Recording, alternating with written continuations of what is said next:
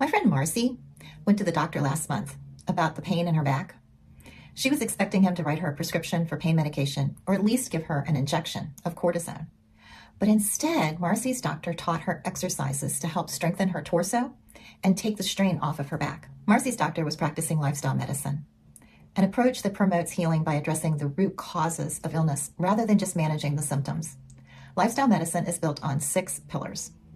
Optimal nutrition, which means minimally processed foods like vegetables, fruits, whole grains, legumes, nuts, and seeds.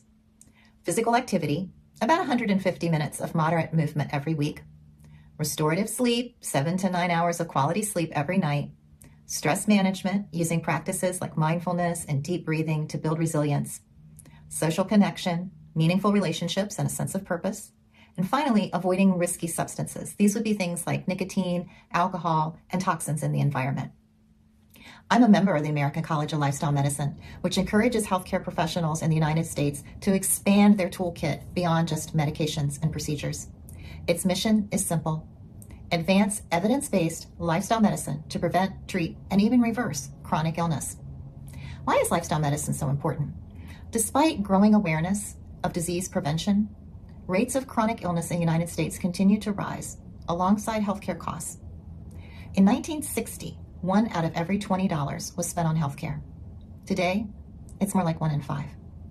And according to the ACLM, about 60% of Americans live with at least one chronic disease, contributing to trillions of dollars in annual healthcare costs. My book, 8 Intentions for Self-Healing, explores 4 of the lifestyle medicine pillars. I chose stress management as the first intention in the book because it is foundational to our well-being. Chronic stress contributes to heart disease, diabetes, dementia, cancer, autoimmune disorders, and yes, even back pain.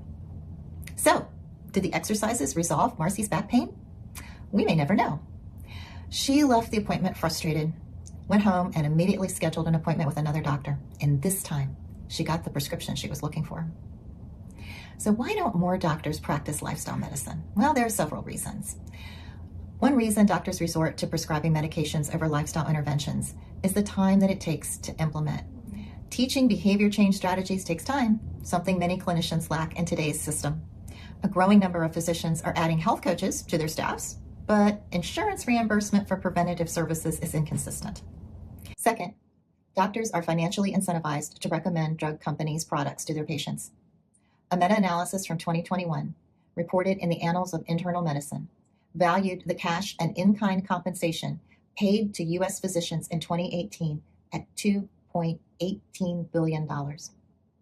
And finally, patients themselves. People like Marci, who resist recommendations that require effort, patience, or habit change. Too many people like Marci will simply seek another healthcare provider. We live in a culture that values speed and convenience, so it's understandable we look for quick fixes. But real healing is rarely instant. You might be wondering what's wrong with prescriptions. The real question isn't whether medications or prescriptions have a place. They often do. The deeper question is this: are we also giving our bodies what they need to heal? Lifestyle medicine reminds us that vitality is not something handed to us in a prescription. Medication often treats symptoms rather than causes. Pain relievers may dull physical discomfort, but they don't strengthen weak muscles. And while prescriptions may be helpful, even life-saving, they can come with some potential downsides, like costs, side effects, and drug interactions. We've all heard those rapid-fire disclaimers at the end of pharmaceutical ads, and those are only the major side effects. Listing every possibility would take longer than the commercial. And sometimes those side effects are significant enough that people stop taking the medications altogether. And meanwhile, the underlying issue remains. Now, in Marci's case, doing the exercises to strengthen her core might have offered benefits beyond pain relief, supporting mobility and quality of life as she ages. Our bodies possess a remarkable ability to heal when given the right conditions. In a previous post, I shared Tim's story. Although research shows that dietary changes can even clear plaque from our arteries, Tim chose to have a stent inserted in his coronary artery instead of giving up those beloved milkshakes and French fries. And now he also has to rely on a blood thinner to prevent clots from forming around the stent. I believe so intently in our ability to self-heal that I wrote a book about it. When we bring awareness to how we eat and move, rest, and respond to stress, we step into a more active role in our well-being. And healing becomes less about looking for an extrinsic solution out there somewhere and more about remembering the wisdom that is already in our bodies. Lifestyle medicine offers us a way to reclaim our personal power to heal.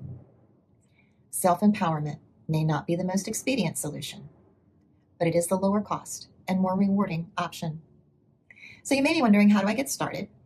Well, transformation begins with identifying your motivation for change. What's your why? And then pick one lifestyle habit to change. Really focus on that. Give yourself an opportunity to make that one change. Don't go out and try to fix everything all at once, because that's just not sustainable. And even with that one change, expect setbacks, because transformation is not a straight line. There will be setbacks. That's natural. That's part of the process. Just keep going with it. Allow yourself the time and grace to accomplish each goal before moving on to the next one. Imperfection is a natural part of the process. Let me ask you, how many times did you fall down when you were learning to walk? As they say, we only fail when we stop trying. Thank you for listening. Have a beautiful day. And remember, intend peace, intend love, and intend well.